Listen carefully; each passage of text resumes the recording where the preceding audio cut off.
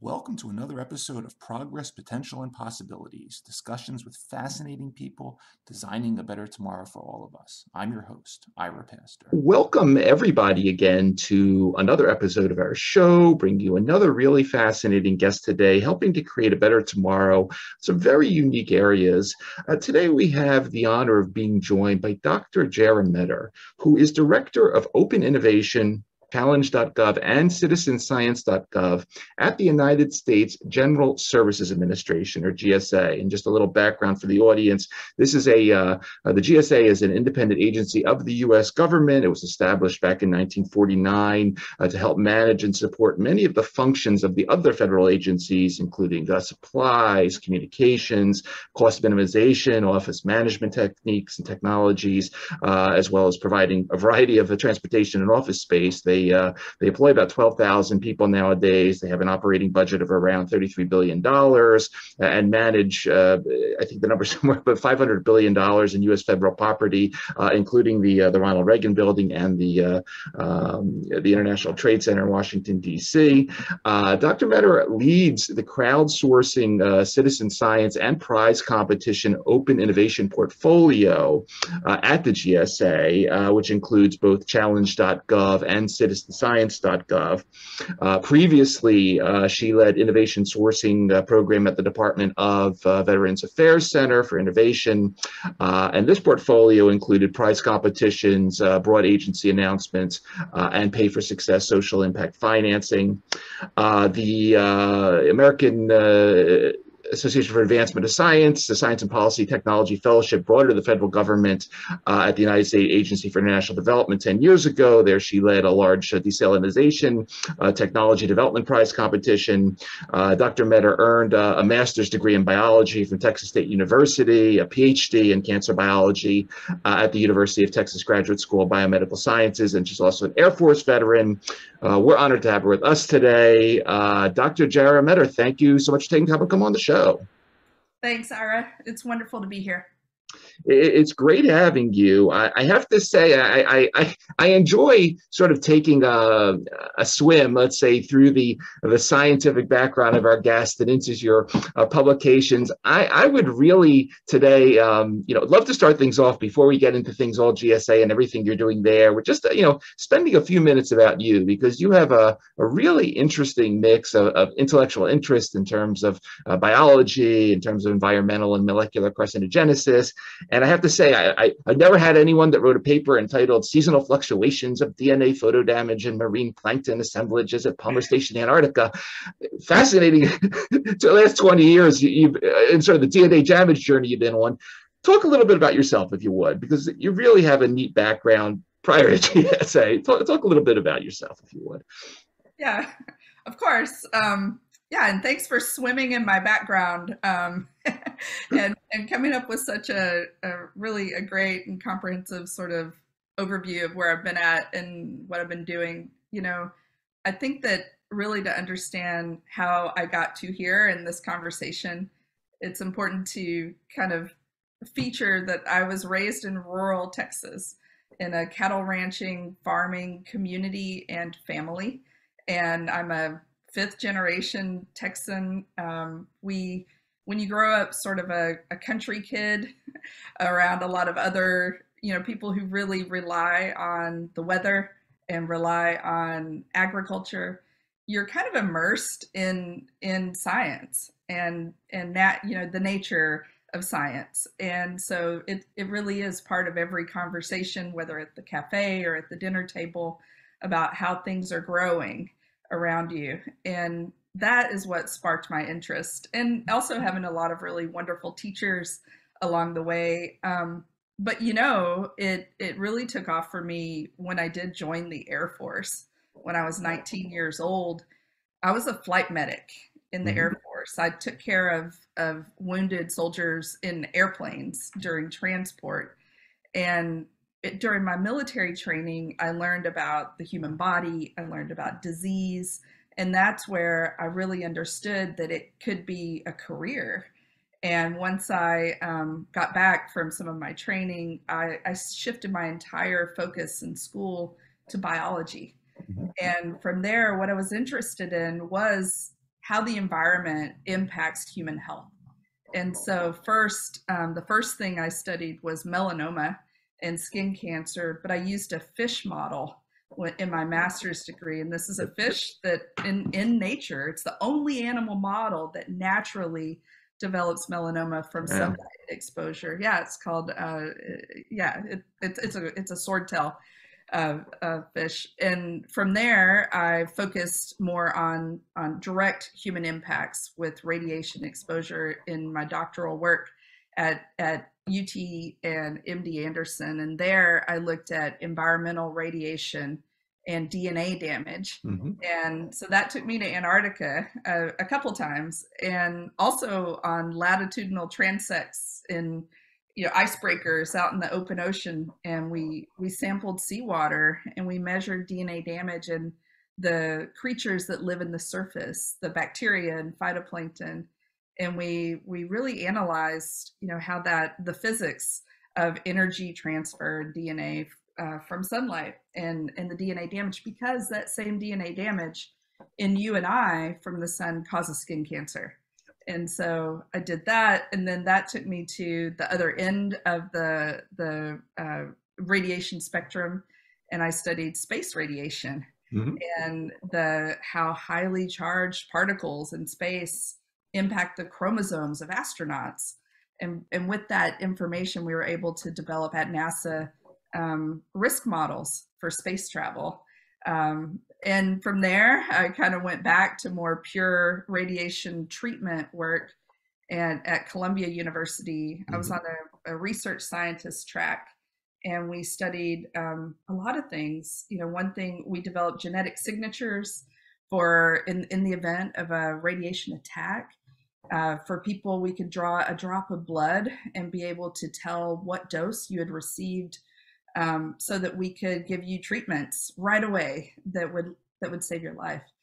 And all of that work, really, I focused kind of at the molecule level to understand, what was causing, human implications of disease and cancer formation, mutations.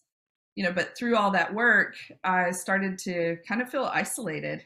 And I was at the lab bench, which I love. I mean, I'm a through and through pure, scientist. I love everything about scientific discovery. But I always felt like at the bench, at any moment, someone else somewhere was doing what I was doing somewhere, or they had already answered the questions or the hypotheses I was working on. And in science, there really weren't great avenues for finding those people. And there isn't really a strong incentive structure to collaborate with those people. It's always a race to get the publication out there so that you can get the funding to keep going. And so I wanted to really understand motivators in how science is determined and how science is funded. And so that took me to Wall Street, where I worked on decisions that pharma companies make for market access, decisions they make for new drug development. And that really helped me understand their incentives for developing new things and innovation. And from there, I wanted to understand how the government, the big funder, how the government makes decisions about funding and discovery, and really sparking pathways for scientific and technology discovery. So I applied for the AAAS Science and Technology Policy Fellowship, which is an amazing program. It brings about 200 scientists and engineers from all over the US, from a variety of disciplines, to the federal government for 2 years to work on important problems. And I landed at USAID. And at USAID, I landed in the Global Development Lab, where we develop innovations really for developing countries. And that, as you said before, is what led me to prize competitions, because the first project I worked on was the Desal Prize, a competition to develop new technologies to desalinate brackish water. And that technology is really important to impact food security and water scarcity, that nexus. And so that's really, how I came to be sitting here with you today, is being a curious kid growing up in the country around other curious people who rely on science to grow food and support their livelihoods. Excellent. Really excellent. I appreciate you sharing that background story, because it sort of leads into everything else we're going to be talking about. But I was just, as you're talking about sort of your research journey, what comes to mind when I was looking at some of these papers, whether it was the DNA damage in the fish, or when you were working, I saw at one point you were working with the EpiSkin model, the three-dimensional DNA damage and repair in skincare. I assume a lot of sort of that last 20 years or so was either funded by, say, what we'll think of the traditional grant system, NIH and things of that nature, or if you had commercial partners, some type of investment or venture funding, things of that nature. I was just wondering, along that part of your journey, talk a little bit about, sort of how you saw the emergence back in the day when you were at the bench of some of these new models. I mean, we have sort of the prizes and the challenges popping up all over the place in terms of some of these untouched areas, let's say, of the biosciences. At the same time, I can go into one of my kids', catalogs, science catalog. There's a CRISPR thing here now that he can play around with. Don't know if I want him CRISPRing all this stuff in the neighborhood, but talk a little bit about what you saw as you were doing your own research, and sort of some of these evolving models when they first came on the scene. How was it for you when you first saw them in play? Yeah, to tie it to what I'm doing right now, my first experience with citizen science was as a scientist, a grad student. We were asked to develop a video for kids about bacteria plankton and sunlight exposure, and really looking at the water column and the food web, and all those images you remember from your high school science or junior high science. Yep. And so we developed a kind of a website and a video to talk to kids about it, and then we took it further. And we engaged with those kids, those school-age children, whenever we were in the field, to connect them with the research that we were doing, and to develop small bits of curriculum that teachers could use to take those examples of our work back to the students, so they could feel engaged with our expeditions and engaged with the hypotheses and the methods that we were using. But one of the most impactful exposures to the models that we're talking about was when I was a scientist at Columbia University.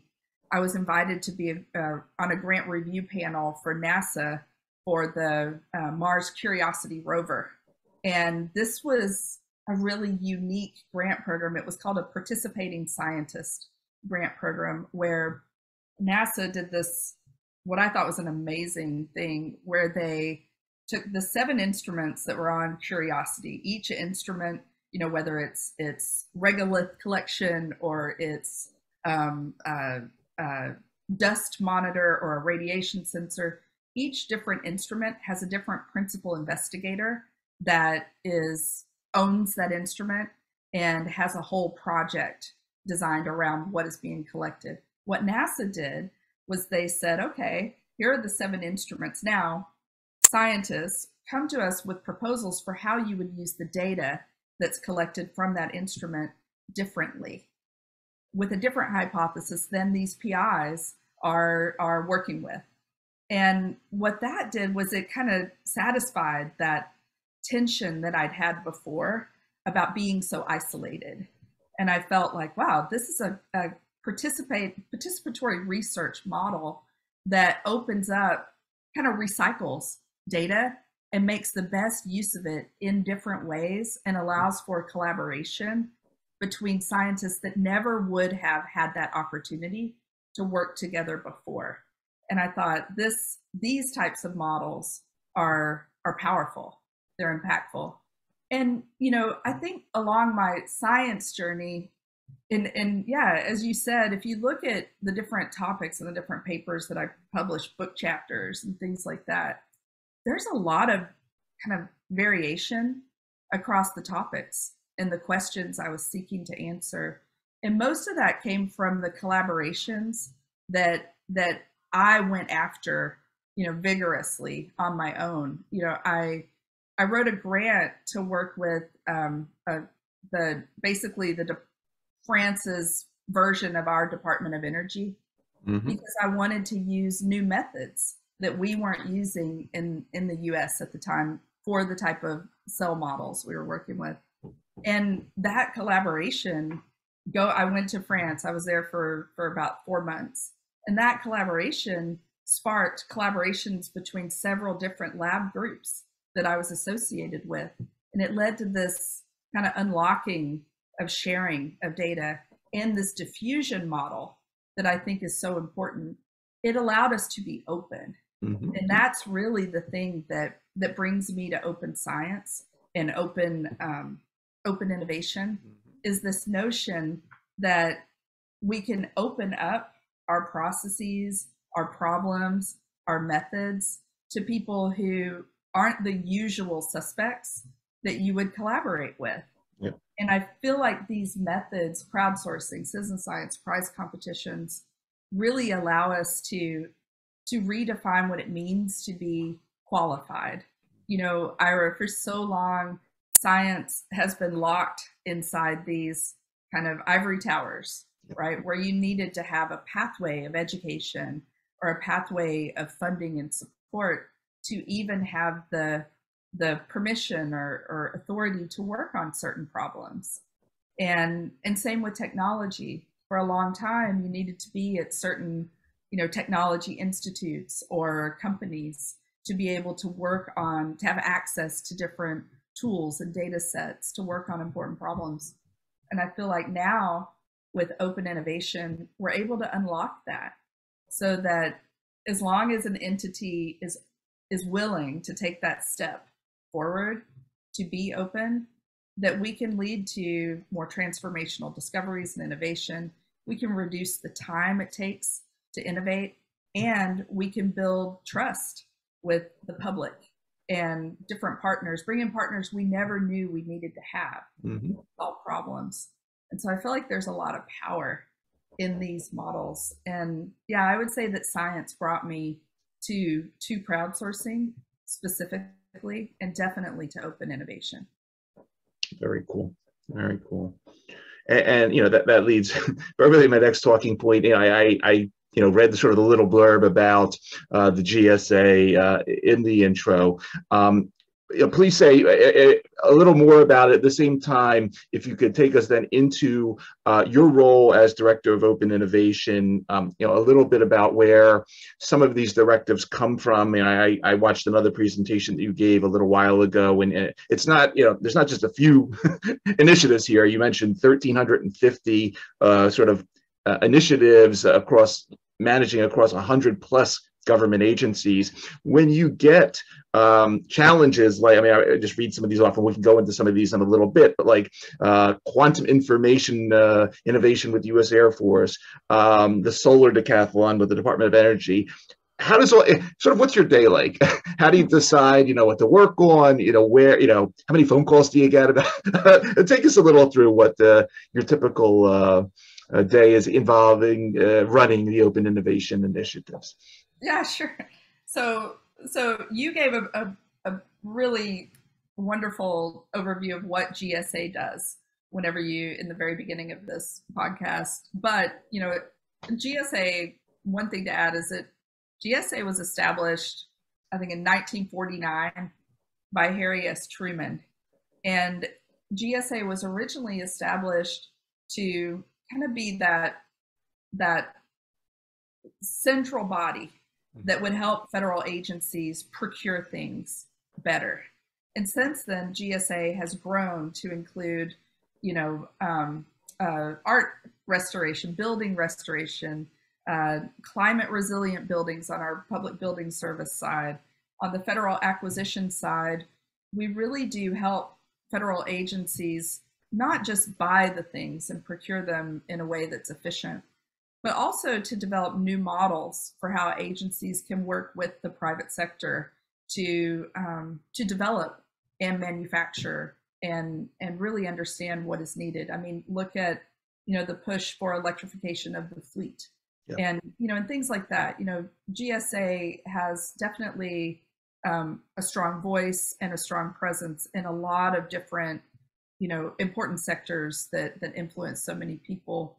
TTS, the Technology Transformation Services Division, our division that Challenge and Citizenscience.gov live within, our focus is really to help the federal government design and develop technologies that, by working with the American public, so that these technologies better serve the American public. And that really is why Challenge.gov and Citizenscience.gov are part of those core programs. For TTS is that we are arms that allow the federal government to engage the public directly when we build things, when we send signals about different things that are important. As far as how prize competitions kind of came to be at the spread that you mentioned just now, right now, I think this week we'll bust 1,600 prize competitions that have been run. And yeah, prize competitions, as you probably know, they're not new. Federal governments, other governments from different countries have been running prize competitions for centuries.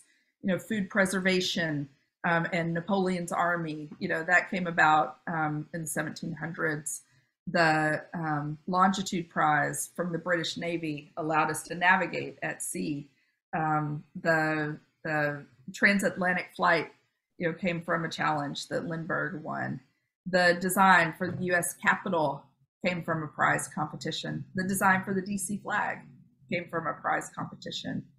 But the scale of prize competitions that we're seeing today came about in 2010 with the passage during the Obama administration, with the passage of the America Competes Reauthorization Act. What this act did was it gave the head of every federal agency the authority to run prize competitions. And so with that, agencies started seeing this new method, this new mechanism. And it's an authority, a specific authority, similar to procurement authority or assistance for grants. So it really is a sourcing tool that all agencies can now use to engage the public in innovation. And what we're seeing agencies, and I should say citizen science and crowdsourcing, there was an amendment of the Competes Act in 2017 called the American Innovation and Competitiveness Act. This act gave the head of every federal science agency the authority to engage the public in citizen science and crowdsourcing. And so similar to the kind of large increase that we've seen with prize competitions since Competes, we've also seen really a large increase of use of citizen science to engage the public.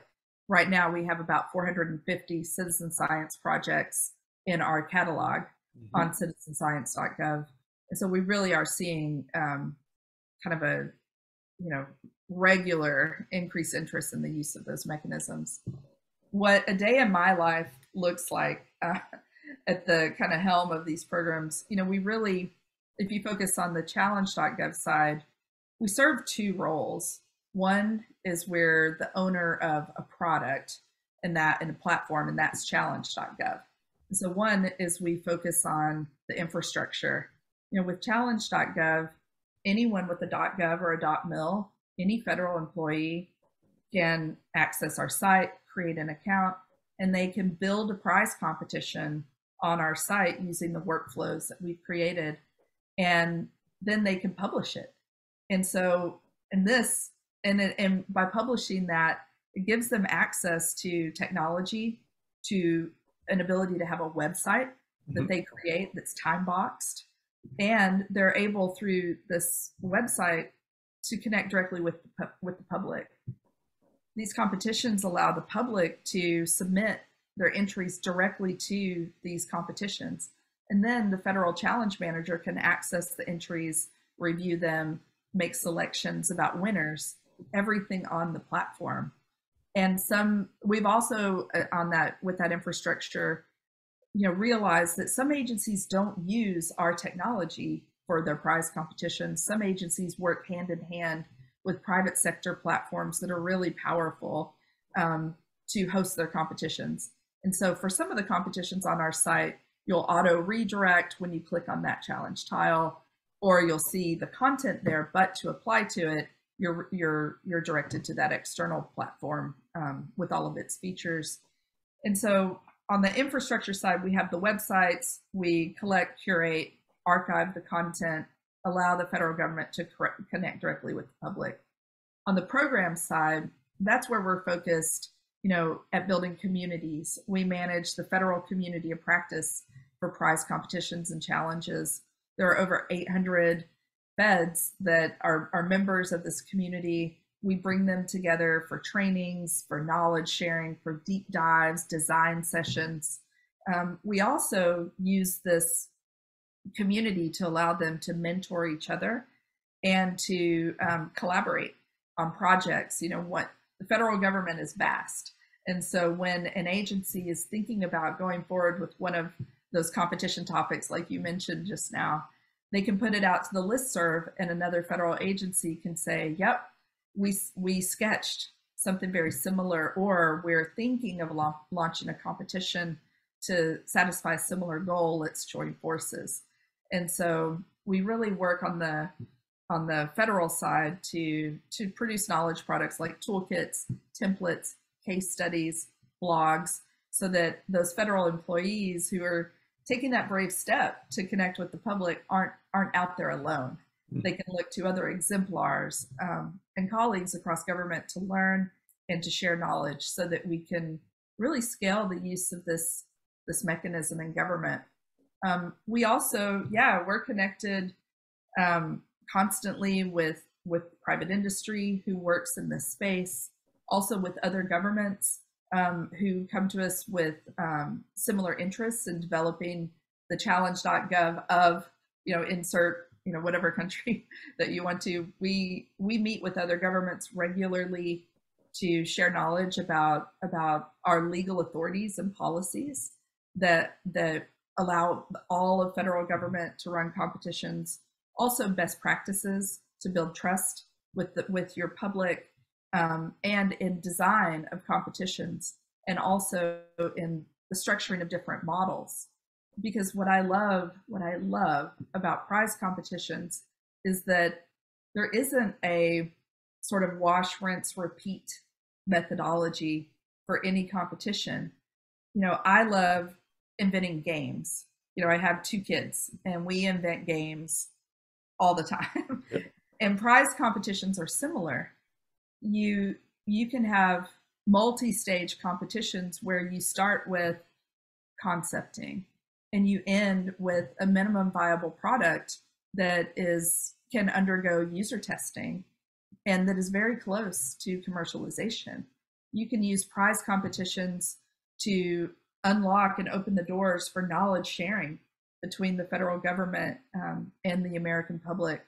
You can use prize competitions to source data and invite innovators in to architect data, run analysis of the data, and give you findings from the data.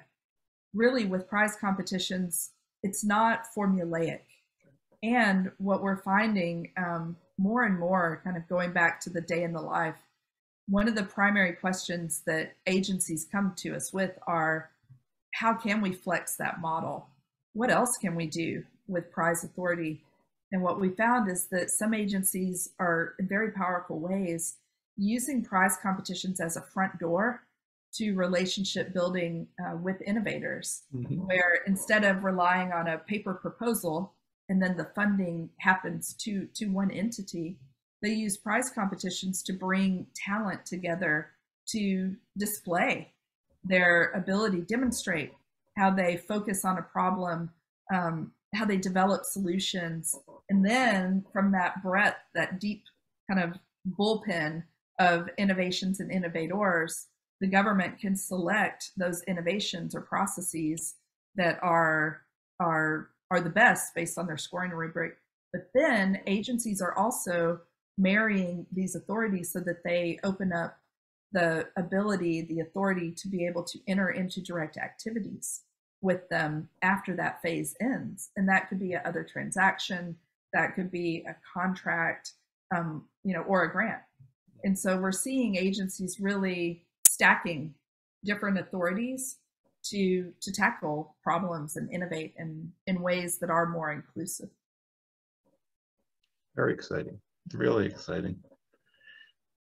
Let's spend a little time in each of these areas, because we'll put the links in your bio, of course, but I'd like to, for the audience to sort of get a further feel for sort of both of these portfolios. And I think, we start with citizenscience.gov, I guess. It was funny because I came across this popular science article that you're quoted in from a little while ago. It's entitled "How to Become a Citizen Scientist and When to Leave It to the Professionals." And in the, you talk about, okay, yes, I can have the citizen scientists help me look at these samples from Antarctica. I don't want them climbing on the glacier. So we have to divide those responsibilities up. A couple that sort of I pulled off the system as I was going through it. One, this really interesting sort of ecosystem chronologue that you're working together with the National Park Service in terms of having citizens monitor wetlands and savannas and other fragile ecosystems and their changes. Another cool one, just staying on the bioscience front, this the tick expert on the go with the CDC, and once again having sort of this additional workforce out there monitoring ticks and mosquitoes and fleas and things of that sort in different climates and climate change. Talk a little bit about some of these, if you would. I think they're a really cool example of what's going on there. Yeah, with citizen science, the chronologue example that you gave, whenever we spoke with the park supervisor, who really is the administrator of that project, and we asked him, what were the primary goals for establishing this citizen science project? And he said one of the primary goals was to engage visitors so that they could be really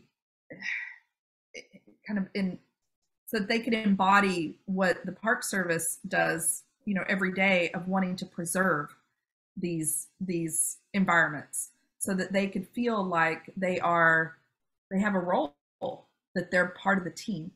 And with the chronologue, project, visitors can take photos, and you can measure erosion in soil and in bogs, and they have along trails within the park different stations where they give content about the project, about the importance of the project, and then as a visitor say, here, do something, take a picture, upload it here, and then engage with this project so that you can feel like you are making a difference, because you are, and help us. And also they open up the scientific process so that it's not just like I used to be one scientist or one conservationist out there measuring and interpreting the data. It really tears down these walls so that we're all a part of conservation. We're all a part of data collection. And I see agencies time and time again really focus on how can we create citizen science projects that are meaningful to the public but aren't burdensome to the public. And so you'll see one of my teammates plays disc golf, and citizen science and disc golf go hand in hand. And on so many disc golf courses around the US, you will find a citizen science project. There may be geocaching, it may be monitoring and observation. It may be, like the Chronologue project of taking a digital image and uploading it. But agencies are becoming really smart about creating projects that deliver value for the American people in participation, and that deliver value in science data collection or observation for the federal government. And so we're not just saying, do this, we need your help, do this. We're really looking at what can we ask the public to do that creates value for them and purpose and engagement with this project, and that creates value for us.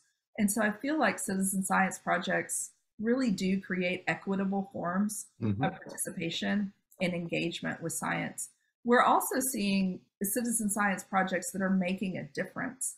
We have, there's a project with a fun name that has an amazing purpose called Nurdle Patrol.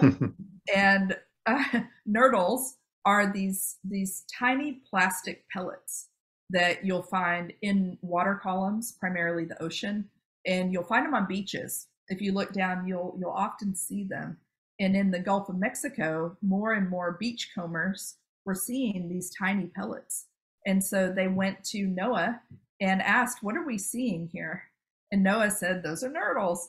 And they asked, well, why are we seeing them? And they said that these nurdles are a byproduct of plastics manufacturing. And so these plastics are getting into the water. And so together, this community created a project with Noaa to collect and measure nurdles along the Gulf of Mexico, the coastline. And then they reported the data back to Noaa, and they were able, through this data and through algorithms that really look at weather patterns and tide movements, water column kind of fluctuations, they were able to determine where the plastic pollution was coming from, and then to engage with those entities to reduce the amount of plastics that were hitting the water column. And so the projects are, I could go on and on about all of the diversity of citizen science projects that are out there. But, you'll also find projects, and we really saw this with the COVID-19 pandemic, when kids were at home, where agencies started developing really interesting and powerful education curriculums that were tied directly to these projects, so that parents could get out of the house, put on a mask, go engage with nature kind of in their backyards, and measure things like monarch migrations or ticks, like you're saying, in a very safe way, and things just in their environment, things in the sky, looking up, but tying it back to science and a scientific lesson.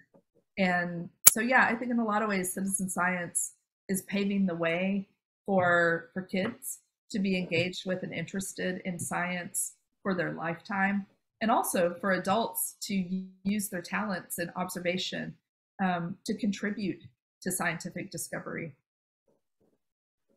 And hopping over to challenge.gov and talk about kids for a second, because I had a couple in this house as well that are all into this stuff. But say a few words, if you would, about it, because I know the Solar Decathlon involves student teams in designing low carbon buildings powered by renewable energy.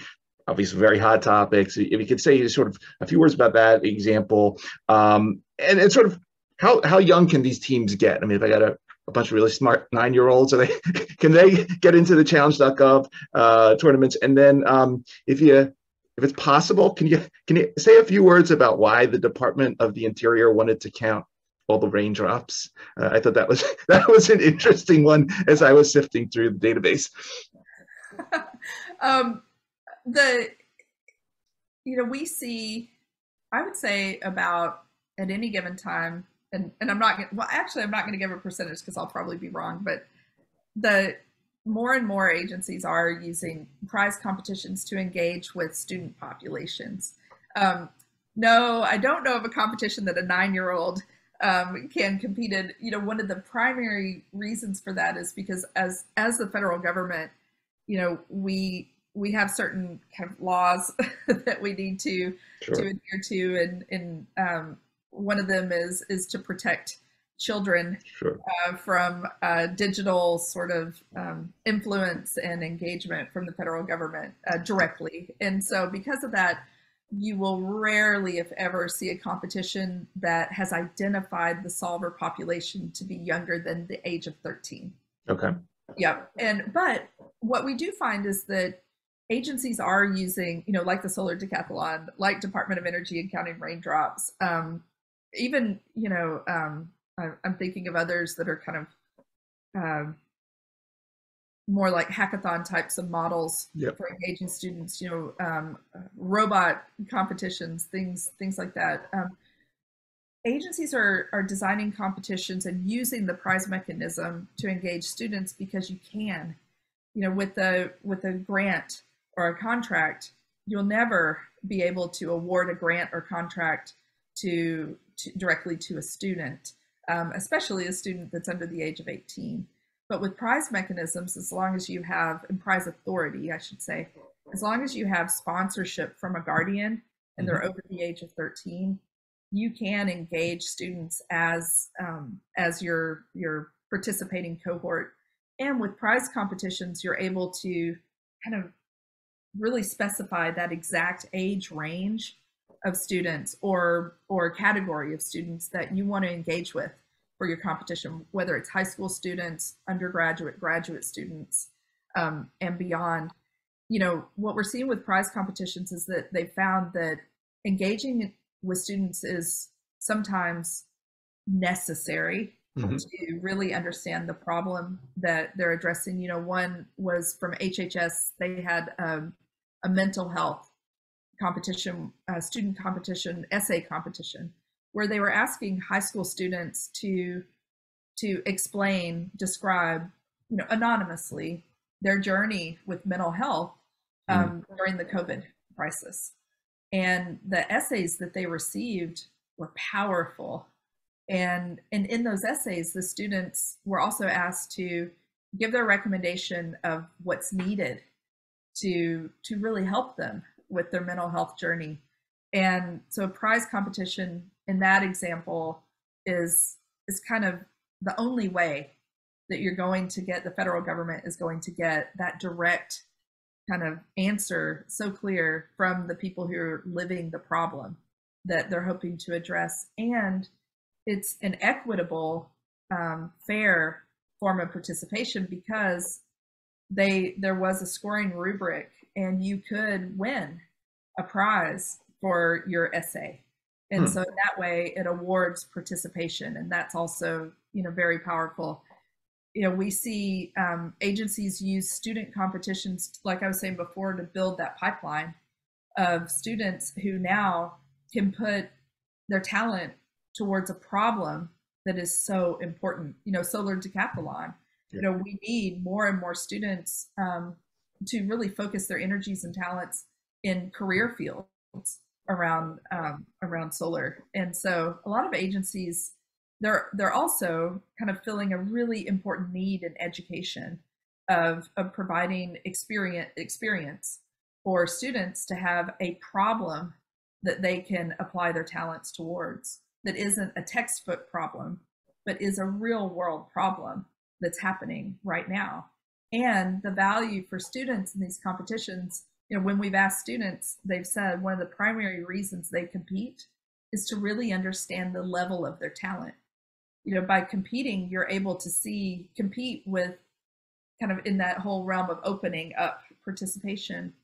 Someone at University of Texas may be competing against someone at Stanford, who's competing against someone at NYU, and beyond. And so through these prize competitions, we're seeing individuals be able to really understand the depth of their talent, and that's important.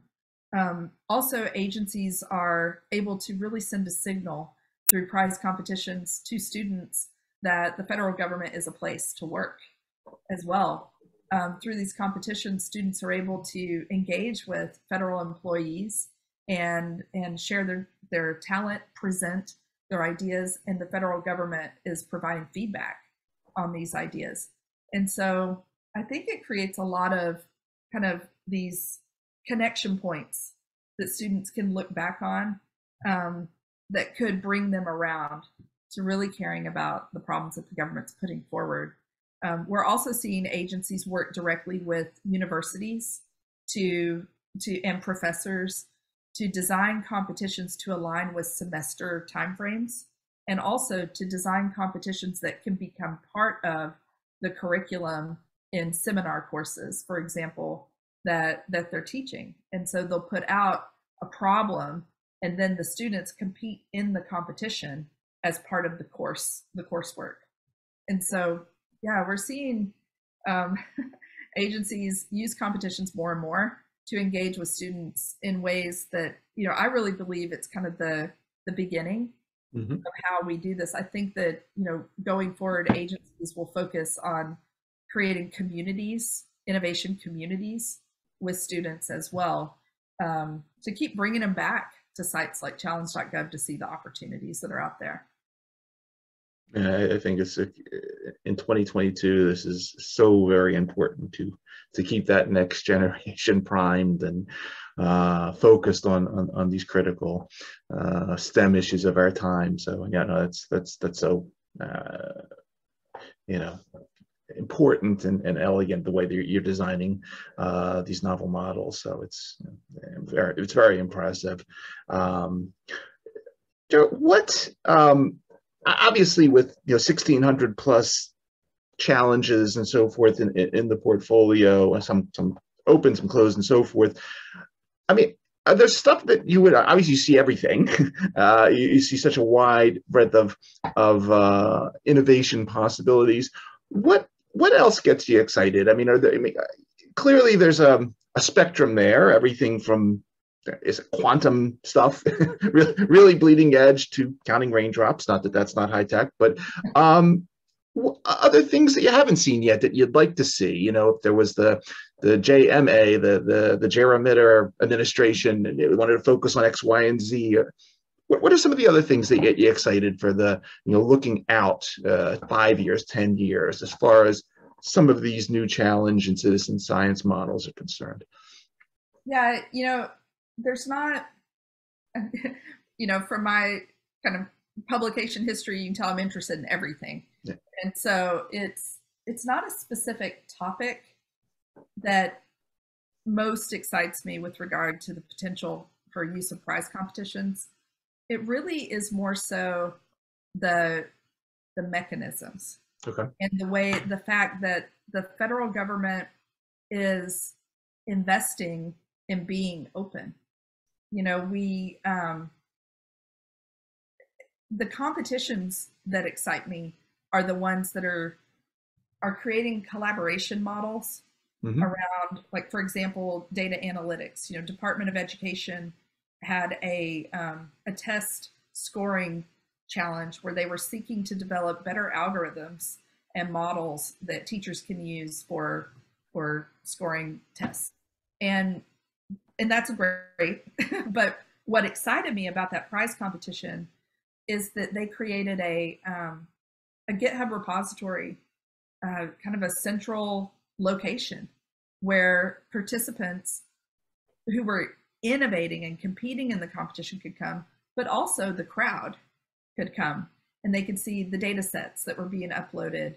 You could submit your algorithms, your assumptions directly to this GitHub repository, and it created this community space for innovation in data analytics.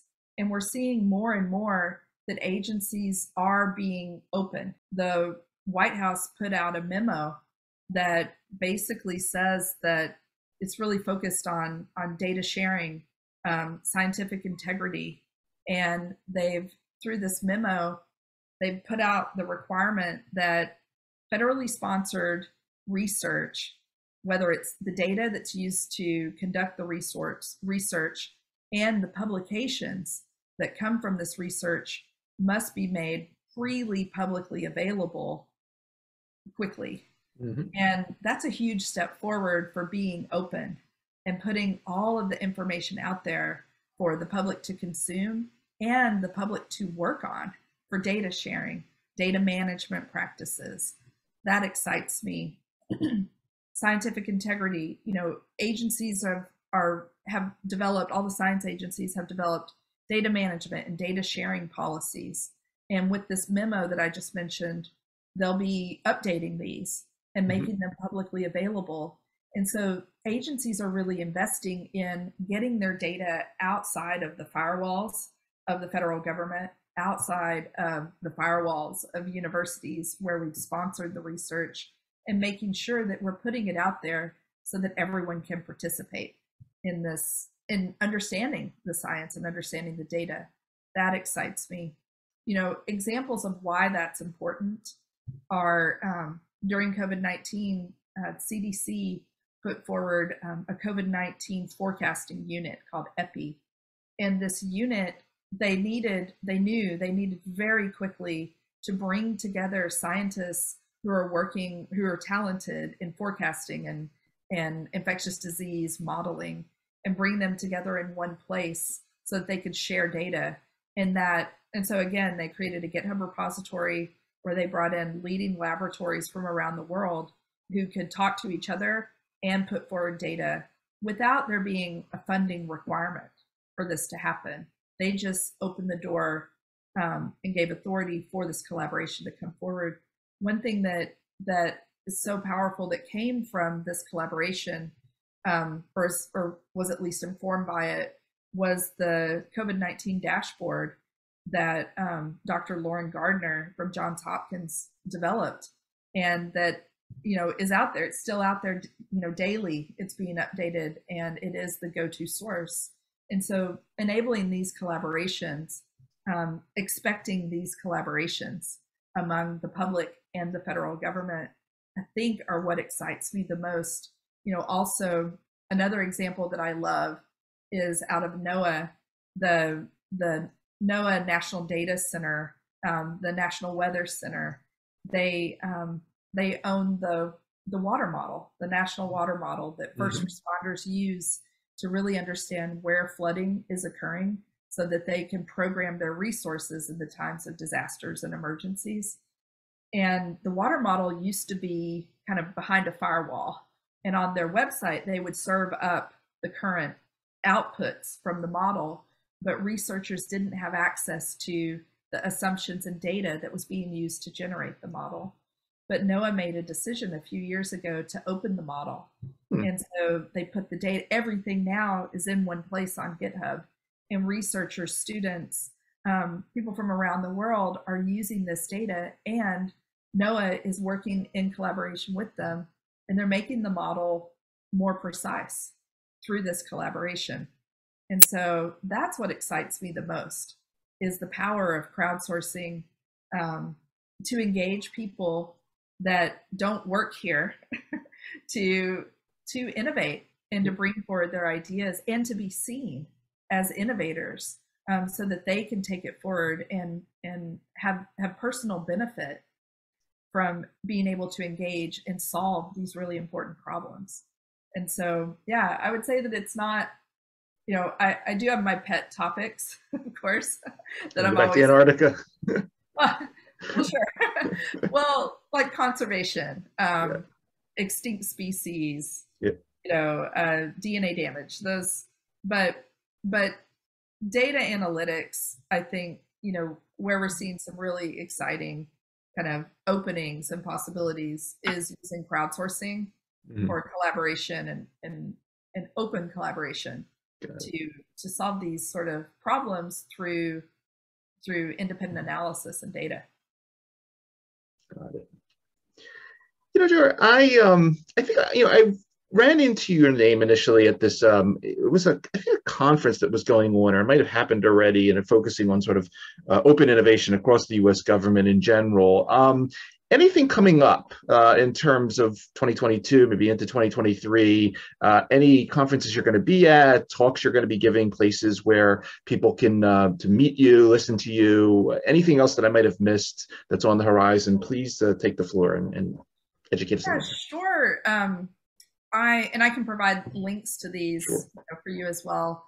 I am this Wednesday. I'm on a panel at the Texas Government Innovation Summit in Austin.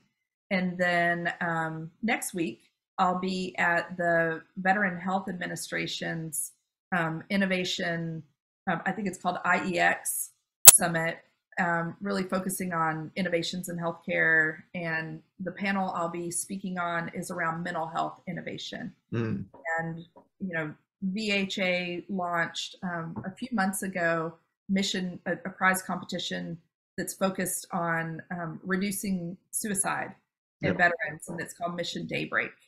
And we'll be speaking about kind of the future of open innovation in addressing mental health issues and problems. And so I'll be speaking there. And then there's a few more coming up, but haven't gotten approval for those yet, Ira. So, but I'll send you the link. We'll do an update. Yeah. Send me those links, and as I said, we'll be putting all this information in the bio of the show, so people can check not just GSA out, but both Citizen Science and Challenge.gov. And yeah, I mean, it's amazing to hear about these initiatives, and not say I know anything about GSA, but we need to know more about GSA and that this stuff is going on. So I'm so glad that we have the opportunity to talk with you and to hear that there is someone like you championing initiatives like this across the U.S. government. So it's really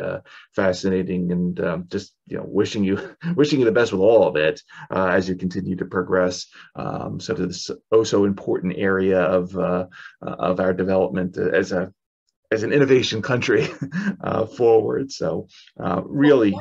One last thing I do want to mention is, yeah, I agree. GSA is really an important place, and TTS is a powerful organization where you can get involved. And two programs I would like to mention to your public that they can engage with. One is the Presidential Innovation Fellowship. It has open call once a year, and then also a new program that was developed called the Digital Core. And the Digital Core really looks at kind of early career digital innovators and technologists, and asks them to come to the federal government to serve in a limited, I think it's about a 1 year tour, it might be 2 years, to really bring their talent through both of these fellowship programs to the federal government to solve problems. And through these fellowships, you're not just embedded at GSA, you have the opportunity to work across the federal government and be embedded in different federal agencies to apply your talents. So I would encourage anyone to check out those programs. Excellent. Outstanding. We will definitely put a link there too. Thank you. Really great stuff. For everybody that is going to be listening to this episode of our show across the various podcast networks or watching on our YouTube channel, again, you've been listening to Dr. Jarah Meador, Director, Open Innovation, Challenge.gov, and Citizenscience.gov at the United States General Services Administration. Jarah, I want to thank you for taking the time out of your schedule to come talk to us for a little while and educate us on all these topics. So thank you for everything you're doing to move these important themes forward. Thank you for your service to our country. And as we say on our show, thanks for helping to create a better tomorrow for so many people via what you're doing. Really very impressive story. Thanks, Sarah.